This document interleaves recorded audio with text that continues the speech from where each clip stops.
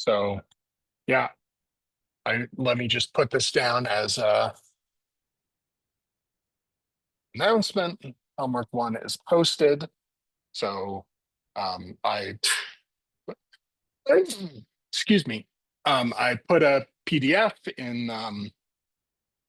the Discord, and but the sort of CrowdMark version is the canonical version. So in particular, like people pointed out some typos and things that weren't clear that I fixed on CrowdMark and haven't gotten around to fixing in the PDF. So that'll be due next Friday.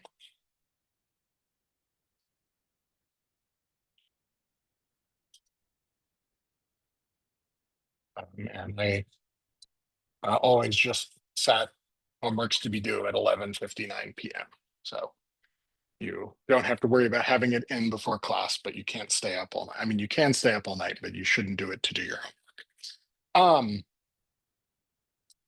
All right.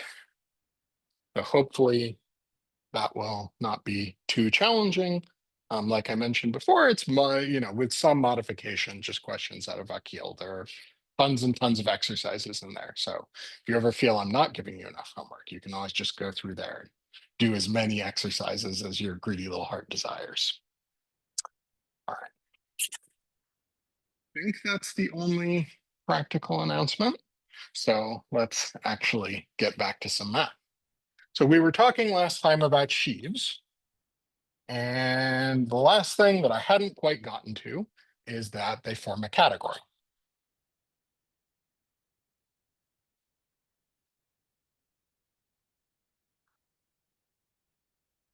So if I have two sheaves, and G on X, if I just say sheaves, since there was some confusion about this on the homework, by default, I'm just going to mean sheaves of sets. Every once in a while, I'm going to say something that will be a tiny bit more subtle if you are working with sheaves in a general category. So it's just like, we don't need to worry about that. Basically throughout this course, I'll only be talking about sheaves of sets or sets with extra structure. So a particularly common one will be sheaves of abelian groups. All right. So when I say sheaves form a category, of course, I mean there's a category whose objects are sheaves. So the only thing I need to define is Tom from F to G, and it's pretty easy to guess what this should be. This is for every open set, I'm going to have a Hom from F of U to G of U and satisfy the obvious compatibility. So if I have one of these maps and then I have U and then I have a bigger open set V, I have a restriction map.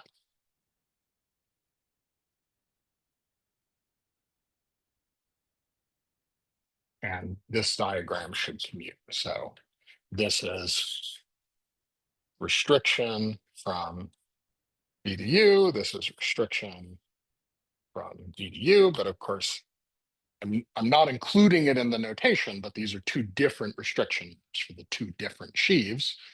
And this is phi of U, and this is phi of V.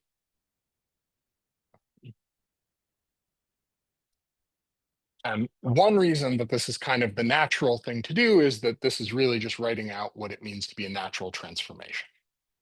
If I think of a sheaf as a functor from the category of open sets, then this is just what it means to have a natural transformation between functors.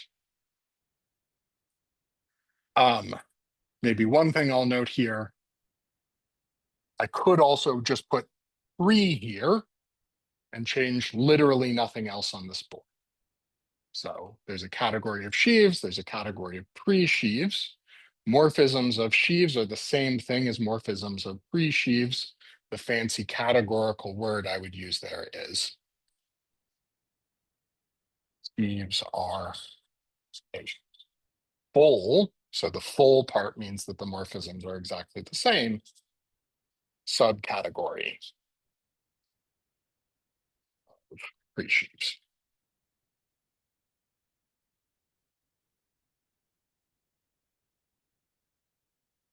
Okay, so this is nothing too surprising, but we'll use this notion a lot, a lot in the course, so it's worth saying carefully.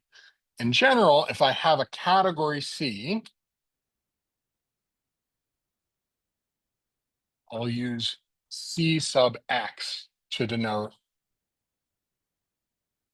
sheaves on X with values C. So for example, sets X will be sheaves of sets, ab X will be sheaves of abelian groups, D ring X will be sheaves of commutative rings, etc. And one notion which I won't actually write down the diagram, but you can sort of figure out how to extend it. I can also look at modules over a sheaf of rings. So this is for X, O of X, a ringed space.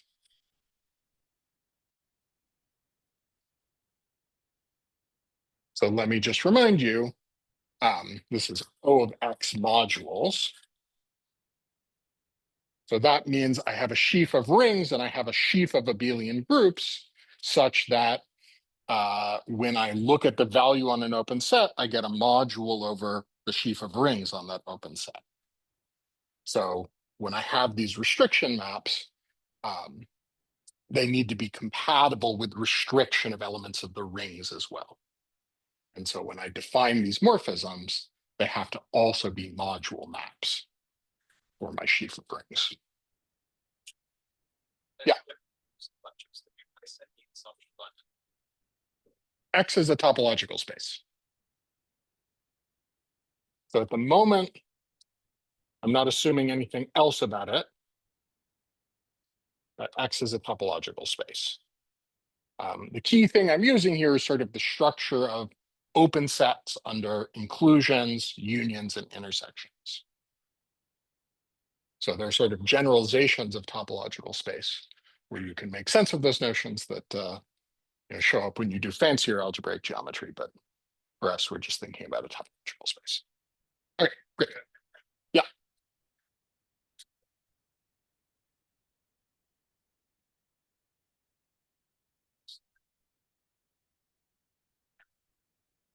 Yes, that was part of the definition of an O of X module.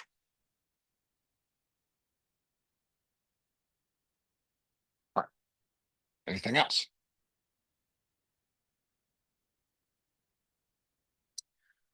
Okay, so recall that we had this notion of stalk. So this is a way of taking a sheaf and getting out of it something in my original category. So if I have a sheaf of sets, I get a set. If I have a sheaf of abelian groups, I get an abelian group. If I have a sheaf of commutative rings, I get a commutative ring. And I'll just remind you, this is taking pairs of open sets and sections on those open sets modulo the equivalence relation that it doesn't change if I shrink it. So as we were discussing in class last time, one way to say this is I'm going to have that U and V, U and this section F on U, V and the section G on V. These have to be neighborhoods of my point P. These are going to be equivalent if there exists W, which is contained in the intersection of U and V, such that W equals F of G, and this W also has to be a neighborhood of P. So it's just saying, I look at sections on smaller and smaller and smaller open sets around P.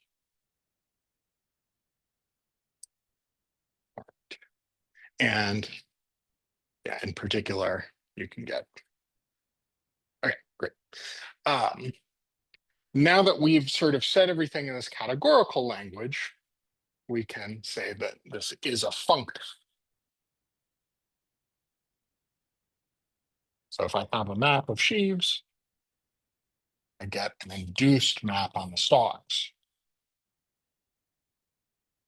And if I have one of these extra structures, the map on the stalks will preserve this extra structure. Okay. I know, kind of all of this is pretty, we're just kind of following our nose, doing basic properties, but slightly more interesting things will start happening soon. So one really important notion about sheaves, and this is really something specifically about sheaves and not pre-sheaves. So almost everything I've said up to this point would be exactly the same whether I had said sheaves or pre-sheaves. But sheaves, all the information is in the stalks in a way that isn't true for pre-sheaves. So in particular, one way to say this is if I have any sheaf, I can look at f of u. I can look at a section in here, and then I can look at its stalk at every point in P. So I have a map into the Cartesian product of all of the stalks for all the points in U that just takes f and says, okay, look at its representative in the stalk. So this is a notation that Vakiel uses. He calls this equivalence class f sub p. All right, well, I haven't finished my sentence here. Is injective for any sheaf. And this is one of these points where you actually have to be a little bit careful. Because in a general category, I don't know what injective means.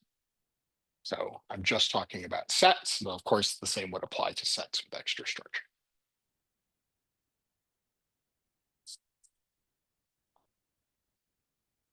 Sorry? Yeah, probably that's correct. I haven't carefully checked it. I mean, somehow, right, this sort of sheaf condition, it's a little bit subtle if you're in a category that you can't think of as sets, because you have to. All right. So I think Vakiel leaves this as an exercise. I'll give a kind of vague sketch, but you're probably going to have to think about this for problem 1 on your homework. What would it mean if I had 2 sections? So assume that f prime are sections of f and fp equals fp prime for all. Well, I can't instantly conclude that these guys are the same, but if the stalks are the same, well, then I have that if I choose representatives of them, they must be equivalent under this equivalence relation. So for all p, there exists a neighborhood WP, the one that comes out of this equivalence relation, such that F restricted to WP equals F prime restricted to WP. Okay.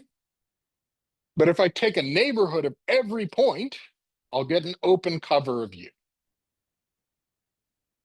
So these WPs form an open cover.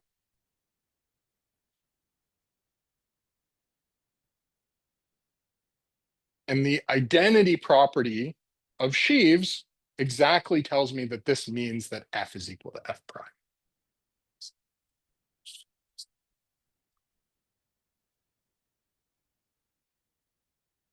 right? This is basically exactly what the identity property of sheaves is, that if I want to check two sections are the same, I can check it on an open cover. Um, and if they're the same on every subset of that open cover, then they're the same over the whole of view. So this is just kind of another way of expressing this identity property, but it's kind of useful to think about it one point at a time rather than kind of in terms of some big open cover. Yes, of course.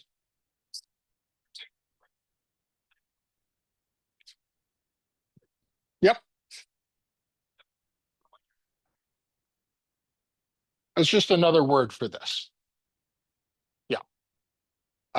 So if you look in, I forget now which section of Vakil it is. I think it's exercise 1.5.e.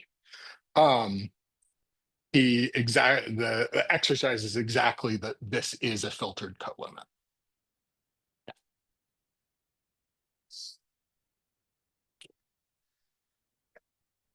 All right, great. So yeah, I just sort of trying to avoid using too much kind of fancy categorical stuff, but it's literally exactly the same. And if you're working in a category that wasn't sets, then you would have to sort of say those words. Mhm.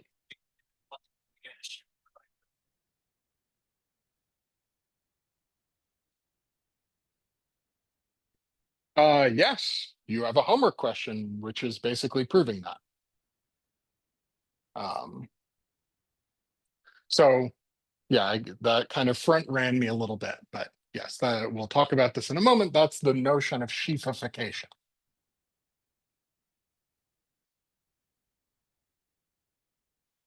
So you can take a pre-sheaf and sheafify it in a canonical way, which kind of morally you can just think of as, oh, I have these sheaf properties that tell me two things are sometimes forced to be the same, and sections are forced to exist if there are some local things that should glue together, and I just impose those conditions by hand.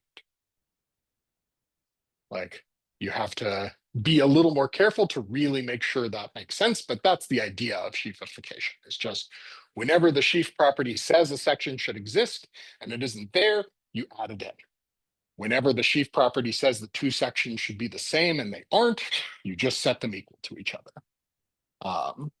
And it's just a little bit, extra work to kind of make sure that you did that correctly. Okay, great.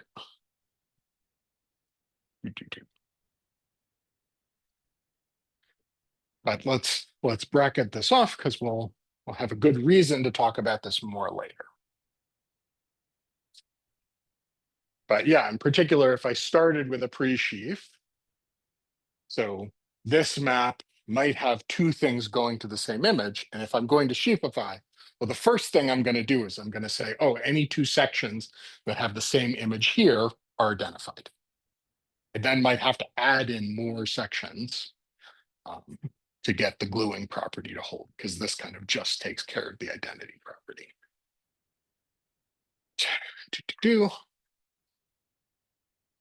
So one useful observation after I note this is, well, if I can think about how this interacts with a morphism. So if I have a morphism of sheaves, I have a map from F of U to G of U.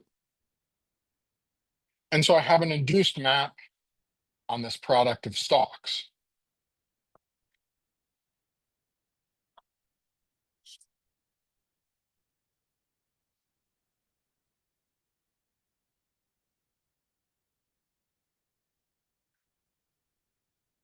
So this is a subset here. This is a subset here. So actually just knowing what the induced maps on stalks are tells me immediately what the map on sections is. So we can formalize this by saying lemma if I have F and G and I have two morphisms of sheaves, phi1 and phi2 such that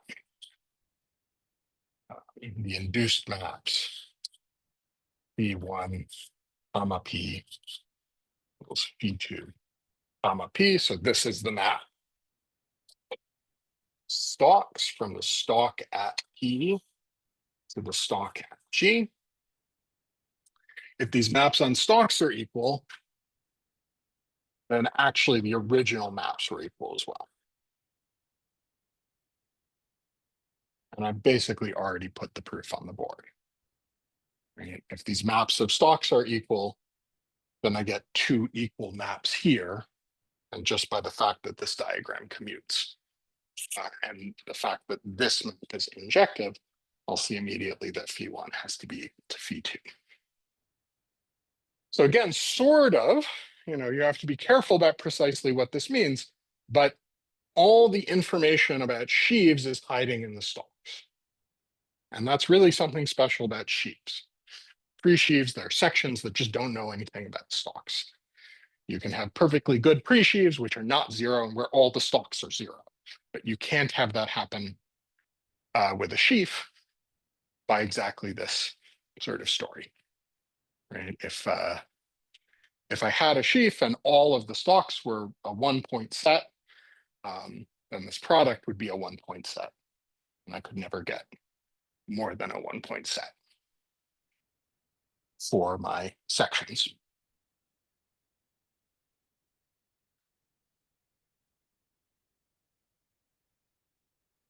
Okay, any questions? Hope I'm going at an okay speed. So there's one important special case of morphisms, which is I could have what's called a subsheaf. So what's a subsheaf is a choice f of u inside g of u. So I should say subsheaf of G is choosing a subset of the sections for every U such that the restriction for G makes F into a set, into a sheaf.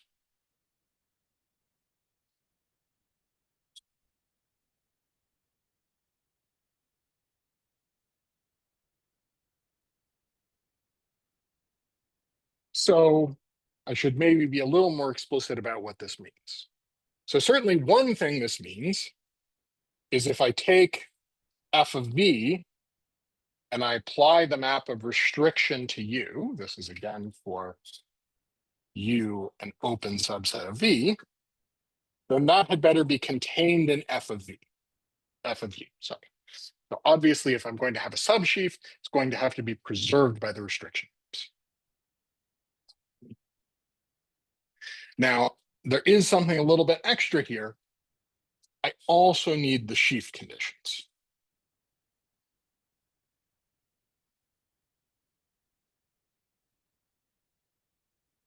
I could do dumb things like take F of U equals G of U if U is a proper subset of X.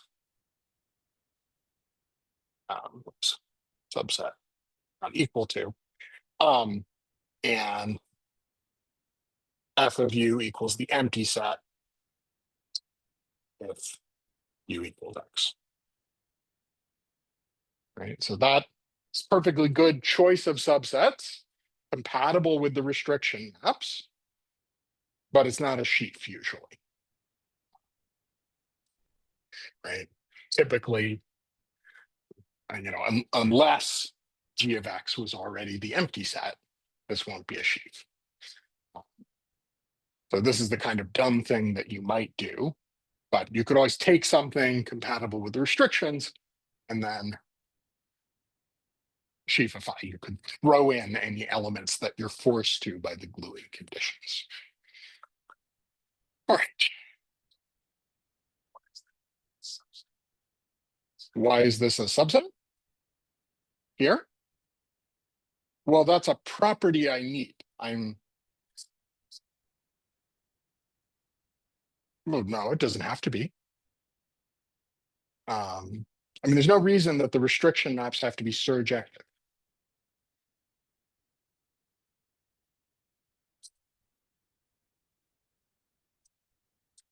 But that's automatic because G is yeah. I mean, this is the definition. Makes F into a sheaf. I'm trying to unpack what that means. But requiring that the restriction for the sets being equal is the identity is automatic because that's true for G, so it must be true for F as well. Whereas these are things that could actually break down.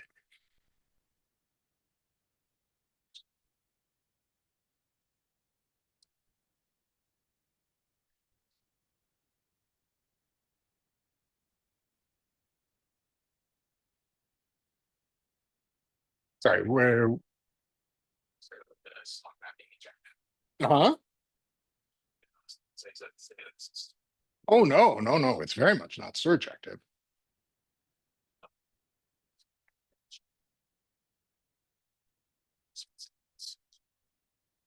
Yeah, right, but you need some compatibility between. Um, so somehow this is not worrying about any kind of continuity. So if you want to think about this, so it's always tricky when I sort of give you a key thing we'll use as a homework problem where I think it's good to work through it, but then it's kind of like, okay, I shouldn't say the solution in class. But if you think about this in terms of the espace Étal, like this has the same, you can think of this as taking a finer topology on the espace Étal where you don't worry about kind of continuity between different points. Yeah, so it's extremely non-surjective.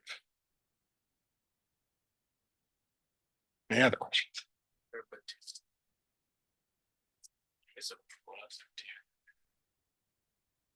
Here?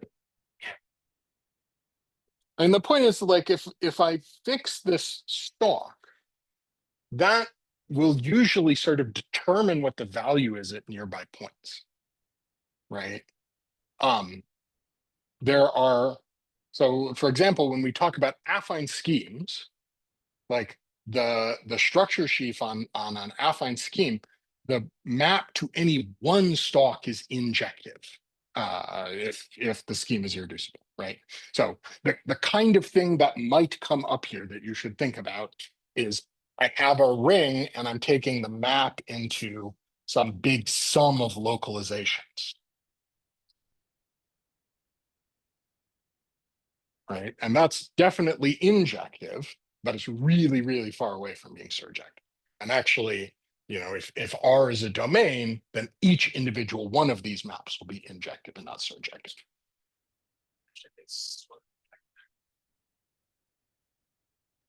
Yeah, right. Basically, I don't worry about continuity at all. Yeah, yeah, no, it's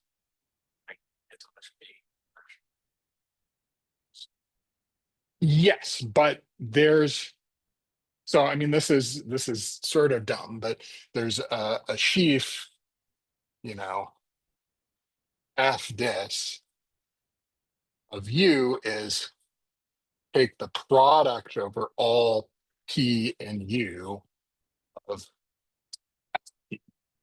this is a sheaf. Its stalks are the same as the stalks of f. The stalks are fp again. Um, but on any sort of interesting open set, it's going to have way, way, way bigger sections. So this is sort of a sheaf that has the same stalks, but we kind of don't let them talk to each other at all. So if you want to think about this in terms of having a topological space and having sections, right? This is if I look at all sections of this map without paying any attention to continuity, that's the kind of thing that's happening. I'm I'm lying a little bit. That won't always actually be the same thing, but that's the kind of thing you should think about here. And there actually are good reasons to use this guy, but it's kind of a weird object. All right. Any other questions? Okay. So once we have subsheaves, and we're thinking about, well, now consider I have F as a subsheaf of G. And these are both sheaves of abelian groups. So whenever I write this, I'm assuming that this is a subsheaf compatible with the abelian group structure. So now I'm not just taking F to be a subset, I'm taking it to be a subgroup.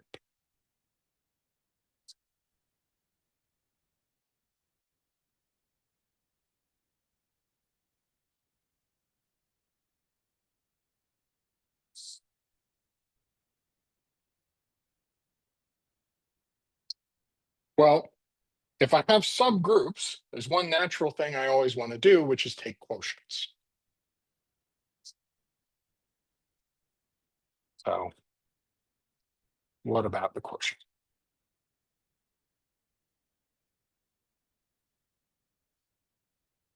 Okay, so if there's one thing you take away from today's lecture, the important thing to take away is that this quotient is actually kind of subtle. And it's subtle for a very important reason, which is, well, there's an obvious quotient to take, which is just, oh, I take U and I assign to that G of U mod F of U. Okay, great. This is a pre-sheaf, but it's not necessarily a sheaf.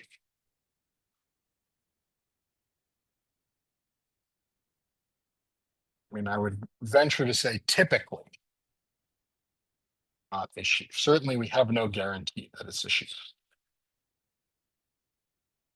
So the kind of thing you should think about here, this is it's a very important phenomenon, but we've talked about so few examples, it's hard to come up with a good example for it.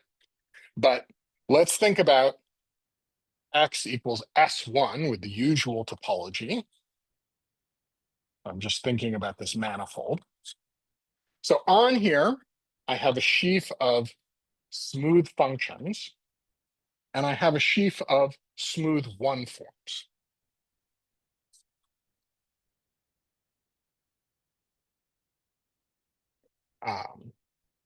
So this is functions, this is one forms. And I have a map here,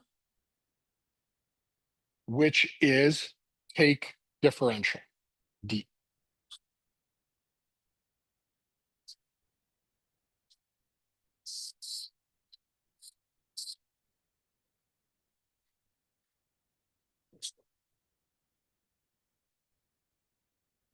The kernel of this map is something we already know about. So the kernel of D, well, that's the functions on S1, which are locally constant. So we see here the locally constant functions showing up naturally.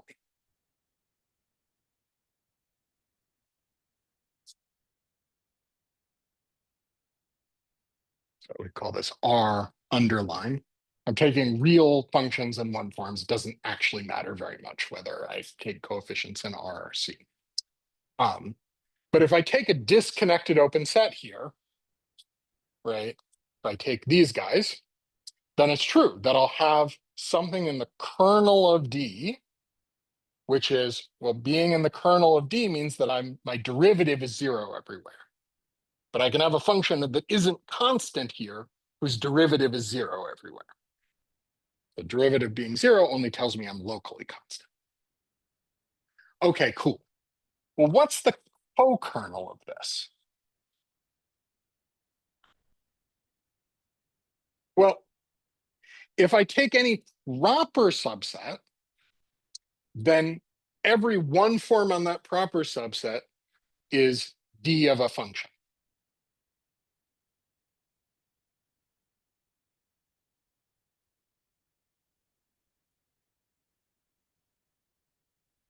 So the map from C infinity functions on U to one forms on U is surjective.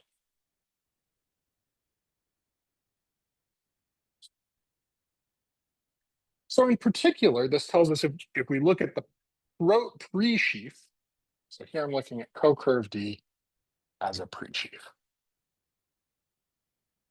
We're just sort of naively taking the quotient by the image. So in particular, this means that if I look at the stalks at any point, I will get 0. Right? Because on a little neighborhood around that point, every one form is exact.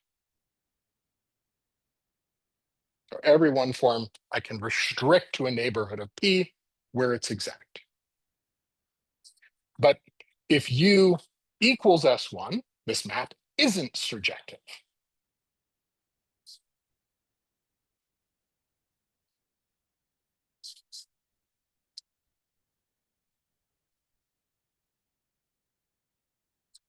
So there's a invariant, which is a one form is only exact if its integral over S1 is 0.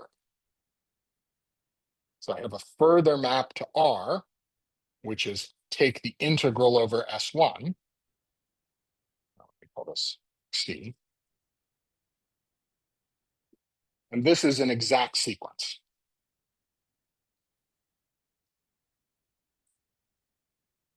So if I compute this co-kernel naively, I get a pre-sheaf whose sections are 0 on every proper open subset, but whose sections are R on all of S1.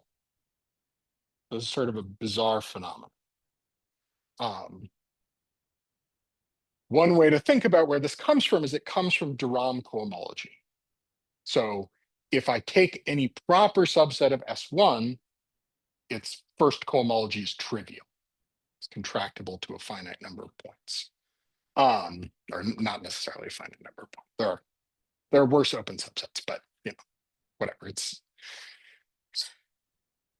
It doesn't have any H1.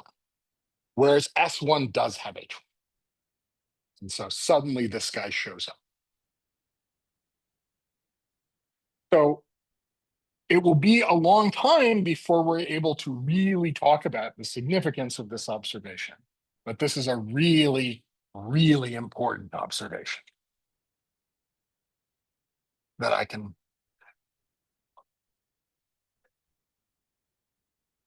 Well, I'm sorry. Yes, I should have. Yeah. You're right. Yes, that wasn't the point, but you're absolutely correct. Yeah, or maybe a better way to say this is exact. Um, yeah. Okay, so what this shows us is indeed doing this naively, we get a pre-sheaf, but we don't necessarily get a sheaf. And it exactly comes from this phenomenon that you can have a one form on here, which is locally exact on any near any point. I can find a little neighborhood where it's exact, but I can't choose those antiderivatives in a consistent way so that they glue on all of S. This is sort of telling me something about the global geometry of the space. All right. So definition.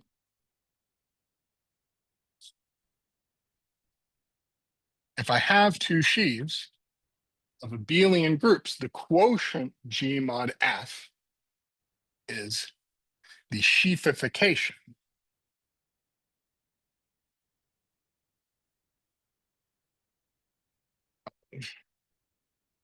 the free sheaf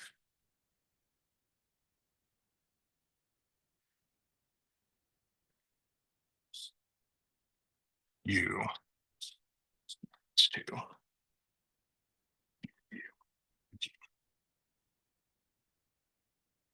So when I write G mod F for G and F sheaves, this is what I mean.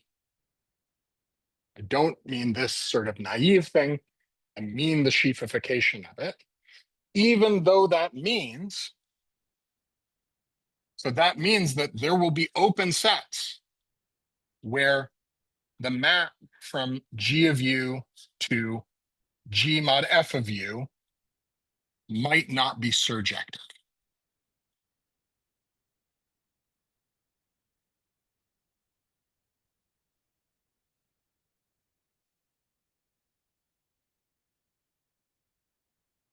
That's just a fact of life when you're trying to do like interesting geometry.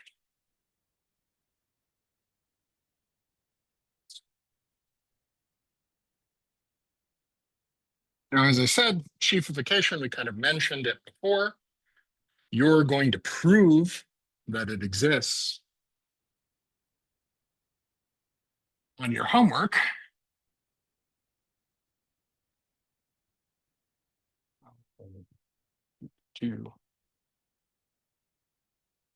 Just pulling this up so I can state it reasonably close to how Vacuole does.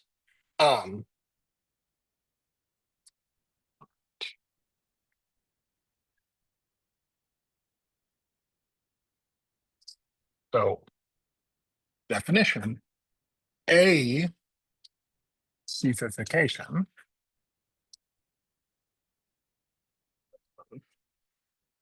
a free sheaf. Well, let me give this a different name. A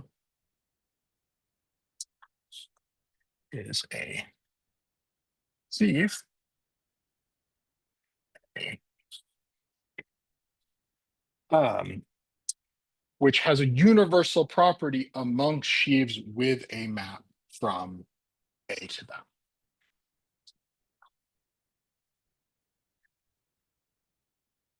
Which is initial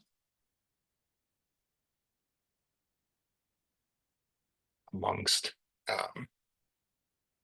sheaves G and A. We say morphism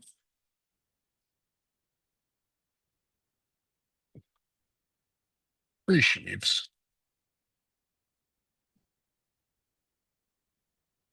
A to G.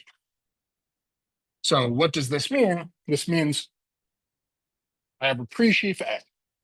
Every time there's a sheaf G that A maps to, the sheafification sits down here. There's a map from A to the sheafification. And there's a homomorphism from this, a morphism of sheaves from the sheafification to G that makes this diagram commute.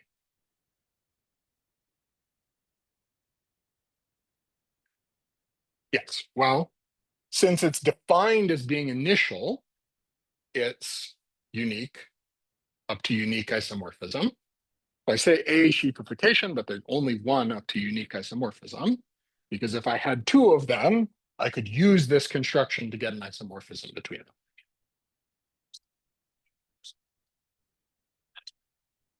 Yes, this arrow has to be unique.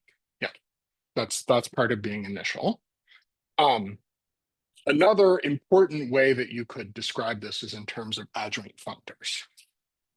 So as I mentioned, you know, sorry, oh yeah.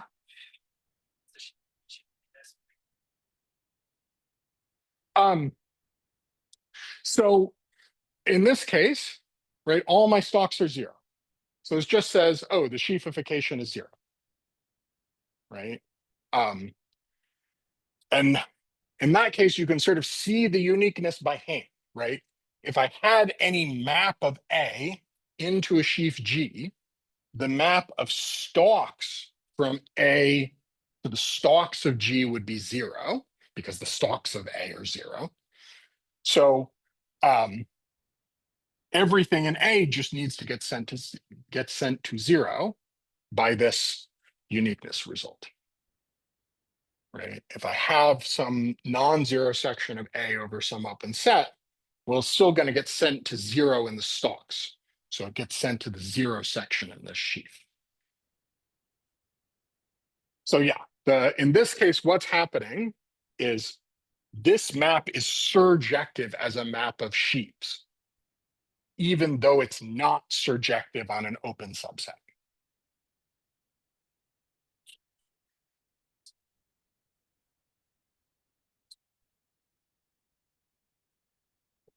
Do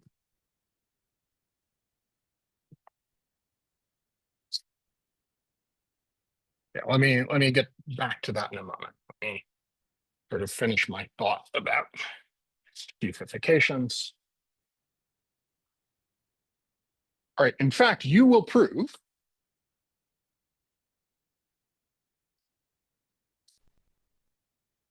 that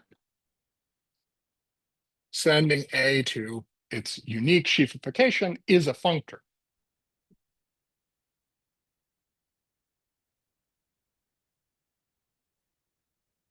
And another way to define it is that it's actually the adjoint to the inclusion of sheaves into pre-sheaves. So if I take hom as pre-sheaves, I should say hom in set x free of A to F. This is for F in sheaf, a pre-sheaf. Then that's the same as hom in the category of sheaves of sets from the sheafification to F. So this is another potential way to define sheafification. And at some point, there was some discussion about how do you define sheafification if you are working with a sheaf in a category that isn't sort of something you can think of as sets. This is sort of really the right intrinsic definition. All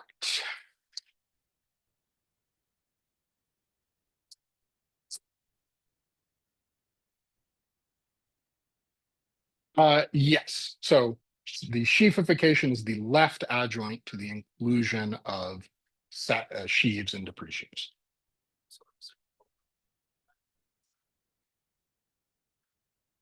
So yeah, something like that.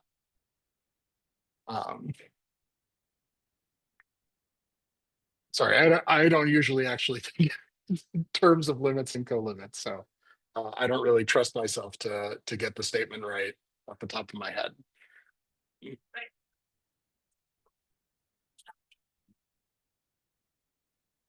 Sounds right. I mean, the thing to keep in mind is like Pom is a right adjoint and tensor is a left adjoint, right? So if you remember that tensor preserves co-limits, then left adjoints have to preserve co-limits, and so right adjoints preserve limits. That's probably right.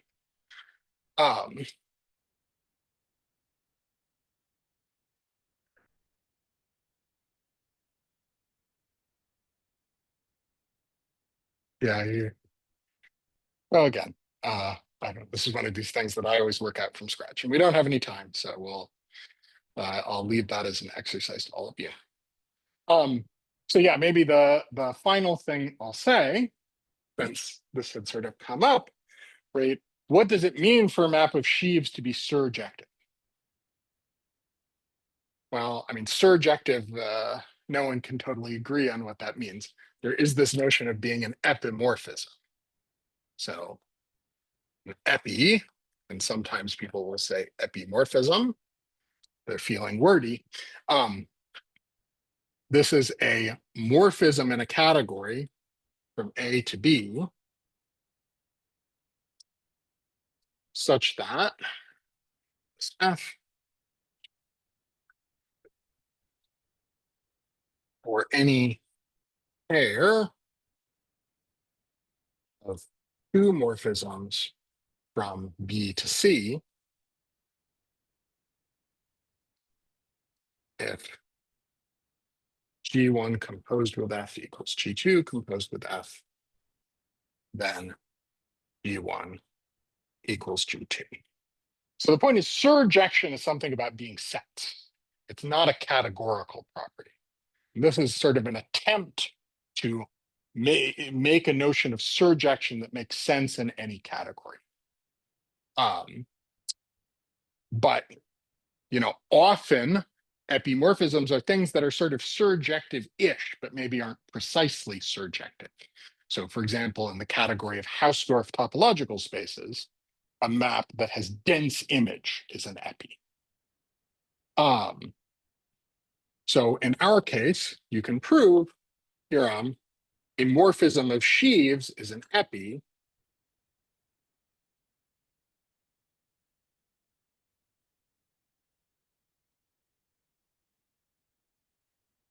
if and only if the map on stalks are surjective.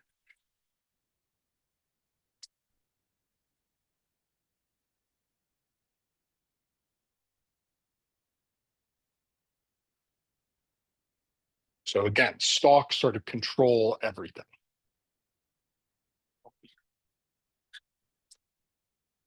So that comes back here. This map of taking D, even though it's not surjective on every open set, it is an epi in the category of sheaves. And that's why we're kind of justified in saying that its co-kernel is 0. Yeah.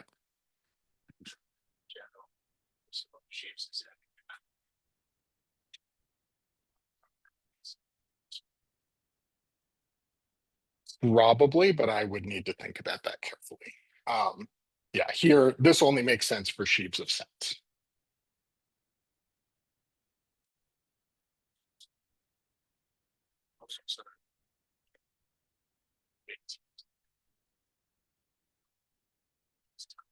Yeah. Right. I mean, if you think about a map of pre-sheaves of sets, you can take your pre-sheaf and apply the equivalence relation that oh wait, no, sorry. Yeah, I mean, there's like an equivalence relation where you take all the things that are in the image and you collapse those down to one point. So there's sort of a canonical way of constructing a pre-sheaf, which will be trivial if and only if. That exactly will sort of break this if you aren't surjective on every open set. You can't like quite literally take quotient, but you can take like quotient as topological spaces, quotient as sets. And exactly what's happening in this case is that guy will be a pre-sheaf, it won't be a sheaf. If you sheafify it, then you have to just look at whether the map on stalks is surjective. All right. Yeah, I'm out of time. So we'll if there are any questions, you can always ask in Discord or we can talk about it now.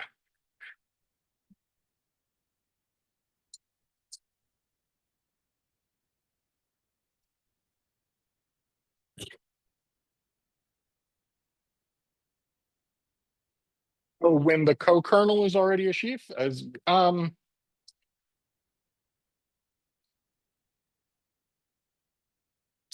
I mean, the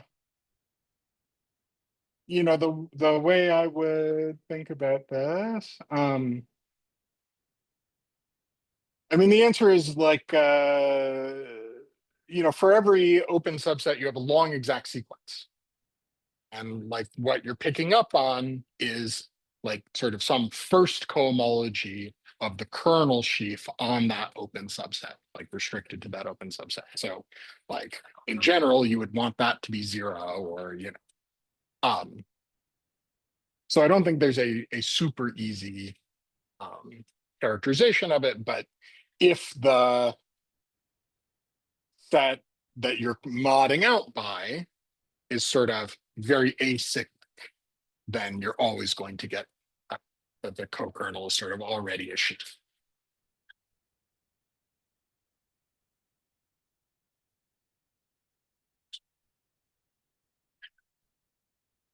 Mhm.